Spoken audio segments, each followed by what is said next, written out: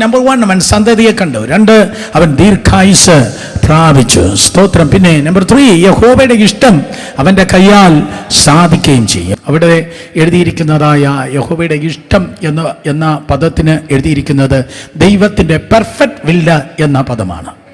ദൈവത്തിൻ്റെ perfect will, ദൈവത്തിൻ്റെ പൂർണ്ണഹിതം. വളരെ ശക്തമായിട്ട് ഞാൻ പറയട്ടെ, നിങ്ങൾ നിൽക്കേണ്ടത് പെർഫെക്റ്റ് വില്ലിൽ തന്നെയാകണം. നിങ്ങൾ നിൽക്കുന്നത് പെർമിസീവ് വില്ലിലാകല്ല, നിങ്ങൾ നിൽക്കുന്നത് പെർഫെക്റ്റ് വില്ലിൽ തന്നെയാകണം.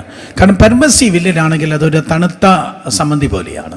ദൈവഹിതമില്ലാത്ത കാര്യങ്ങളൊക്കെ കയ്യും കാലം നീണ്ടാലേ അതിൻ്റെ കൂടെ ചില വയ്യാവേലികൾ കൂടെ പിന്നെ കയറി വരുന്നത് കൊണ്ട് 100% നിങ്ങൾ ഞാനും ജീവിക്കേണ്ടത് ദൈവത്തിൻ്റെ ഹിതത്തിലായിരിക്കണം. നമ്മൾ ഈ പെർമിസീവ് വില്ലിൽ നിന്ന് പെർഫെക്റ്റ് വില്ലിലേക്ക് കുറച്ചുകൂടെ ഒന്ന് നീങ്ങി നിൽക്കണം. അല്ലെങ്കിൽ ഞാൻ ഈ ചെയ്തത് മുഴുവൻ വേസ്റ്റായി പോയി. അപ്പോൾ ഓരോ പ്രസംഗത്തിൽ നടക്കേണ്ടത് ലോക സ്നേഹം നമ്മിൽ കുറയുകയും ദൈവ സ്നേഹം വർദ്ധിക്കുകയും ചെയ്യണം. അതാണ് ആ വചന ശുശ്രൂഷയുടെ സക്സസ്. എത്ര ബഹളമുണ്ടാക്കി, ആരൊക്കെ വീണു, ആരൊക്കെ ചിരിച്ചു, ആരൊക്കെ അന്യഭാഷ, അതൊന്നുമല്ല.